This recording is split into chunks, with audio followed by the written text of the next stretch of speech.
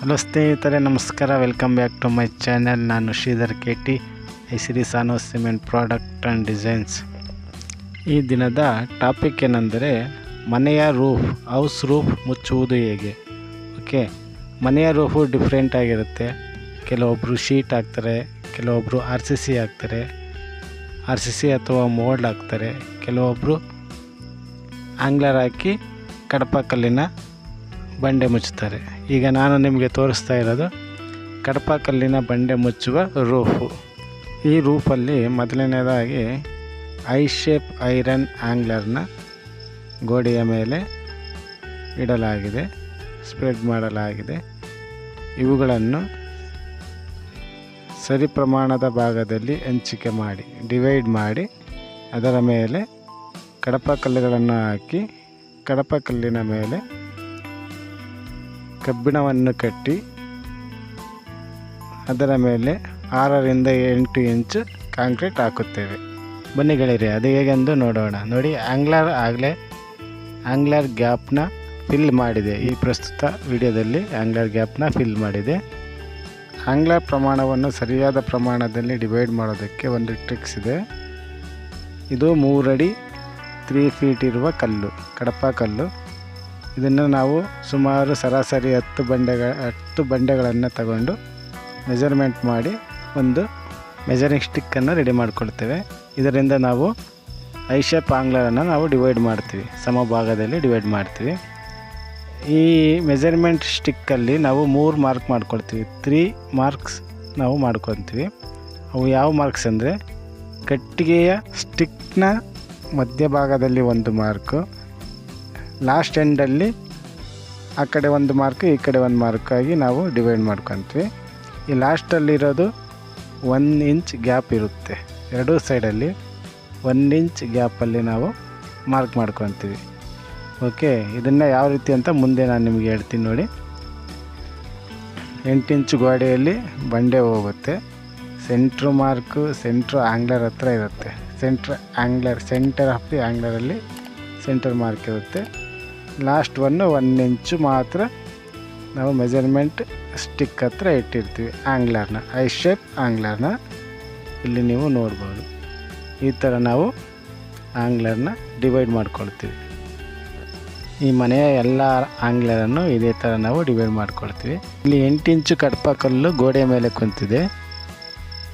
ಮಧ್ಯಭಾಗದಲ್ಲಿ 1 angler, last ಭಾಗದಲ್ಲಿ 1 angler ಇರುತ್ತೆ. ನೋಡಿ, ಬಂಡೆ ಯಾವ ರೀತಿ ಆಂಗ್ಲರ್ ಮೇಲೆ ಕುಂತಿದೆ ಅಂತ ಎಕ್ಸಾಂಪಲ್. ಈ ಕಡೆ ಎರಡೂ ಸೈಡು 1 ಇಂಚು ಆಂಗ್ಲರ್ ಮೇಲೆ ಕುಂತಿದೆ. ಸೆಂಟರ್ ಆಂಗ್ಲರ್ ಮೇಲೆ ಕುಳಿತುಕೊಂಡಿದೆ. ಹೀಗೆ ನಾವು ಆಂಗ್ಲರ್ನ ಡಿವೈಡ್ ಮಾಡಿಕೊಂಡು ರೆಡಿ ಮಾಡ್ಕೊತೀವಿ. ಎರಡೂ ಆಂಗ್ಲರ್ಗಳ ಮಧ್ಯೆ ಇಟ್ಟಿಗೆಗಳನ್ನು ಇಟ್ಟು ಆಂಗ್ಲರು ಲೂಸ್ ಆಗದಾಗೆ, ಸರಿದಾಡ್ದಾಗೆ, ಆ ಕಡೆ ಈ ಕಡೆ ಹೋಗೋದಾಗೆ ಟೈಟ್ ಮಾಡಿರುತ್ತೇವೆ. ನೋಡ್ತಾ ಇದ್ದೀರಾ ಸರ್, ಮೆಜರ್ಮೆಂಟ್ ಯಾವ ರೀತಿ ಮಾಡಿದ್ದೀವಿ ಅಂಥೇಳಿ. ಲಾಸ್ಟ್ ಗೋಡೆಯಲ್ಲಿ 8 ಇಂಚ್ ಇತ್ತು, ಈ ಕಡೆ 4 ಇಂಚ್ ಮಾತ್ರ ಬಂಡೆ ಕುತ್ಕೊಳ್ಳುತ್ತೆ. ನಾನೀಗ ತೋರಿಸ್ತಿರೋದು ಆಲ್ರೆಡಿ ರೆಡಿಯಾಗಿರೋದು. ಓಕೆ, ತೀರ್ಗಳ ಗ್ಯಾಪು ಇಟ್ಟಿಗೆಯಿಂದ ಕಟ್ಟಿದ್ದೀವಿ ಆಲ್ರೆಡಿ. ಈಗ ಯಾವ ರೀತಿ ಕಟ್ಟಿದ್ದೀವಿ ಅಂತ ಮುಂದೆ ನಾವು ನೋಡೋಣ ಬನ್ನಿ. ಸ್ಟಾರ್ಟಿಂಗ್ ಮತ್ತು ಎಂಡಿಂಗ್ ಐ ಶೇಪ್ ಆಂಗ್ಲರ್ಗೆ ದಾರ ಕಟ್ಟಿ ಮಧ್ಯದಲ್ಲಿರುವ ಎಲ್ಲ ಆಂಗ್ಲರ್ಗಳನ್ನು ಸಿಮೆಂಟ್ ಹಾಕಿಕೊಂಡು ದಾರದ ಲೆವೆಲ್ಗೆ ಸರಿಪಡಿಸಿಕೊಳ್ಳುತ್ತೇವೆ. ಪ್ಲಸ್ ಮೆಜರ್ಮೆಂಟ್ಗೂ ಸಹ ಸರಿಪಡಿಸಿಕೊಳ್ಳುತ್ತೇವೆ. ಈ ಪ್ರೋಸೆಸ್ಸನ್ನು ನಾವು ಎರಡೂ ಕಡೆ ಅಟ್ ಎ ಟೈಮು 2 ಕೆಲಸಗಾರರು ಮಾಡಬೇಕಾಗುತ್ತೆ. ನೋಡಿ, ಆಂಗ್ಲರ್ ಮಧ್ಯದಲ್ಲಿ ಇಟ್ಟಿಗೆಗಳನ್ನು ಹೇಗೆ ಇಡುವುದೆಂದು ನೋಡ್ತಾ ಇದ್ದೀವಿ. ಈ ಮನೆಯ ಎಲ್ಲ ಆಂಗ್ಲರ್ ಮಧ್ಯದಲ್ಲಿ ಇದೇ ರೀತಿ ಇಟ್ಟಿಗೆಗಳನ್ನು ಇಟ್ಟು ಪ್ಯಾಕ್ ಮಾಡಿರುತ್ತೇವೆ. ಎಲ್ಲನೂ ತೋರಿಸೋದಕ್ಕಾಗೋದಿಲ್ಲ, ಇದೊಂದು ಮಾತ್ರ ನಾವು ಎಕ್ಸಾಂಪಲ್ ಆಗಿ ತೋರಿಸಿದ್ವಿ, ನೋಡ್ಕೋಬೋದು. ಐರನ್ ಬಾರ್ಸು ಸ್ಟ್ರಾಂಗ್ ಆಗಿ ಕುಳಿತುಕೊಳ್ತವೆ. ಈ ಥರ ಮಾಡೋದ್ರಿಂದ ಶೇಕ್ ಆಗೋದಿಲ್ಲ. ನೋಡಿ, ನಾವು ಬಂಡೆ ಮೇಲ್ಕೆ ಹೇಗೆ ಎತ್ತಿ ಕೊಡ್ತೀವಿ ಅನ್ನೋದನ್ನ ಇದರಲ್ಲಿ ನೀವು ನೋಡ್ಬೋದು. ಕೆಳಗಡೆ ನಾವು ಟೇಬಲ್ ಮೇಲೆ ನಿಂತ್ಕೊಂಡಿರ್ತೀವಿ, ಕೆಳಗಡೆಯಿಂದ ಬಂಡೆ ಎತ್ತುತ್ತಾರೆ. ಟೇಬಲ್ ಮೇಲಿಂದ ಮತ್ತೆ ಮೇಲಕ್ಕೆ ಟಾಪ್ಗೆ ಬಂಡೆಯನ್ನು ಎತ್ತಿ ಕೊಡುತ್ತೇವೆ. ಅವರು ಐರನ್ ಬಾರ್ ಮೇಲೆ ಇಟ್ಟು ಸರಿಪಡಿಸಿಕೊಳ್ಳುತ್ತಾರೆ. ನೋಡ್ತಾ ಇದ್ದೀರಲ್ಲ ನಾವು ಬಂಡೆಯನ್ನು ಹೇಗೆ ಎತ್ತಿ ಕೊಡ್ತೀವಿ ಅಂಥೇಳಿ. ಇನ್ನೊಂದು ಮೆಥಡ್ ಇದೆ, ಹಗ್ಗ ಕಟ್ಟಿ ಎಳೆಯೋದು, ಅದು ಒಂದು ಮೆಥಡ್ ಇದೆ. ಬನ್ನಿ ಈಗ ಟಾಪ್ ಮುಚ್ಚುವುದು ಹೇಗೆ ಅಂತ ನೋಡೋಣ. ಐ ಶೇಪ್ ಆಂಗ್ಲರ್ ಮೇಲೆ ಅಥವಾ ಐರನ್ ಬಾರ್ ಮೇಲೆ ಸ್ವಲ್ಪ ಸಿಮೆಂಟ್ ಹಾಕಿಕೊಂಡು ಬಂಡೆ ತೆಗೆದುಕೊಂಡು ಅದರ ಮೇಲೆ ಇಟ್ಟು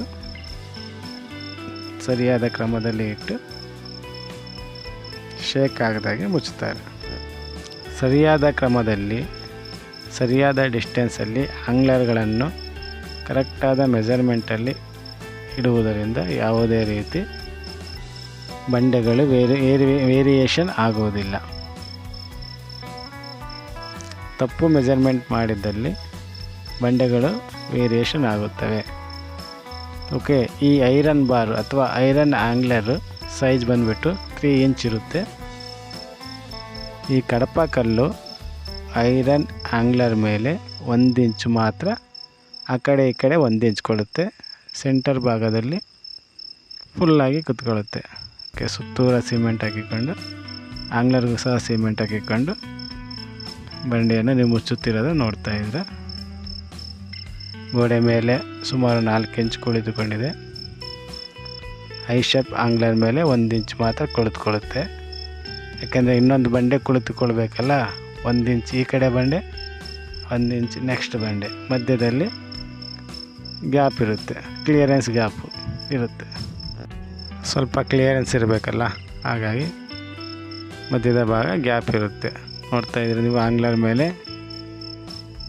ತುಂಬ ನುಣುಪಾದ ಮಣ್ಣಿನಲ್ಲಿ ಸಿಮೆಂಟ್ ಕಲಸಿ ತುಂಬ ನುಣುಪಾಗಿ ಜರಡಿ ಇಟ್ಕೊಳ್ಬೇಕಾಗುತ್ತೆ. ನಾವು ಜರಡಿ ಇಟ್ಕೊಂಡು ಸಿಮೆಂಟ್ ಸ್ಟ್ರಾಂಗಾಗಿ ಮಿಕ್ಸ್ ಮಾಡಿ 1:3 1 ಬಾಂಡ್ಲಿ ಸಿಮೆಂಟು 3 ಬಾಂಡ್ಲಿ ಮರಳು ಈ ರೀತಿ ಮಿಶ್ರಣ ಮಾಡಿ ಆಂಗ್ಲರ್ ಮೇಲೆ ಹಾಕಬೇಕಾಗುತ್ತೆ. ಸ್ವಲ್ಪ ಮಣ್ಣಿನಲ್ಲಿ ದಪ್ಪ ಕಲ್ಲಿದ್ದರೆ ಬಂಡೆ ನೀಟಾಗಿ ಕುಳಿತುಕೊಳ್ಳುವುದಿಲ್ಲ, ಶೇಕ್ ಆಗುತ್ತೆ. ನಮ್ಮ ಸುತ್ತಮುತ್ತಲಿನ ಭಾಗದಲ್ಲಿ ಅಂದರೆ ಕರ್ನಾಟಕದ ನಮ್ಮ ಸುತ್ತಮುತ್ತಲಿನ ಭಾಗದಲ್ಲಿ 90% ಇದೇ ರೀತಿ ಮನೆಯ ರೂಫ್ಗಳನ್ನು ಮುಚ್ಚುವುದು. ಇದರ ಮೇಲೆ ಬಂಡೆ ಮತ್ತು ಬಂಡೆಯ ಮಧ್ಯೆ ಗ್ಯಾಪಿಗೆ ಸಿಮೆಂಟನ್ನು ಹಾಕಿ ಅದರ ಮೇಲೆ ಕಬ್ಬಿಣವನ್ನು ಕಟ್ಟಿ RCCಗೆ ನೀವು ನೋಡಿರ್ತೀರಲ್ಲ ಅದೇ ರೀತಿ ಕಬ್ಬಿಣವನ್ನು ಕಟ್ಟಿ ಅದರ ಮೇಲೆ RCC ಕಾಂಕ್ರೀಟ್ ಹಾಕುತ್ತಾರೆ. ಓಕೆ, ಸುಮಾರು 4 ಇಂಚಿನಿಂದ 8 ಇಂಚಿನವರೆಗೆ ಕಾಂಕ್ರೀಟನ್ನು ಹಾಕುತ್ತಾರೆ. ಹೀಗೆ ಮಾಡಿದಾಗ ಮನೆಯ ರೂಫ್ ಅಥವಾ ಮನೆಯ ಟಾಪ್ ಅಥವಾ ಮನೆಯ ಛಾವಣಿ ಕಂಪ್ಲೀಟ್ ಆಗುತ್ತದೆ. ಅದರ ಮೇಲೆ ನಾವು ಬಲ್ಟ ಕಟ್ಕೋಬೋದು ಅಥವಾ ಪ್ಯಾರಾಪಿಟ್ ಕಟ್ಕೋಬೋದು, ಪ್ಯಾರಾಪಿಟ್ ಡಿಸೈನ್ ಮಾಡ್ಕೋಬೋದು ಮತ್ತು ಅದರ ಮೇಲೆ ಇನ್ನೊಂದು ಫ್ಲೋರ್ ಸಹ ಕಟ್ಟಿಕೊಳ್ಳಬಹುದು. ನೋಡಿದ್ರಲ್ಲ ಸ್ನೇಹಿತರೆ, ಈ ವಿಡಿಯೋ ನಿಮಗೆ ಇಷ್ಟ ಆಗಿದ್ದರೆ, ನಾನು ಕೊಟ್ಟ ಇನ್ಫಾರ್ಮೇಷನ್ ನಿಮಗೆ ಇಷ್ಟ ಆದರೆ ಲೈಕ್ ಮಾಡಿ, ಶೇರ್ ಮಾಡಿ, ಸಬ್ಸ್ಕ್ರೈಬ್ ಮಾಡಿ ಮತ್ತು ನಿಮ್ಮ ಅಮೂಲ್ಯವಾದ ಅಭಿಪ್ರಾಯವನ್ನು, ಸಂದೇಶಗಳನ್ನು ಮತ್ತು ಯಾವುದೇ ರೀತಿಯ ಸಜೆಷನ್ಗಳು ಇದ್ದಲ್ಲಿ ಕಾಮೆಂಟ್ ಮುಖಾಂತರ ನೀವು ತಿಳಿಸಬಹುದು. ಈ ವಿಡಿಯೋ ನೋಡಿದ್ದಕ್ಕಾಗಿ ಧನ್ಯವಾದಗಳು. Thank you very much. ಮತ್ತು ಮುಂದಿನ ವಿಡಿಯೋದಲ್ಲಿ ಭೇಟಿಯಾಗೋಣ. Thank you.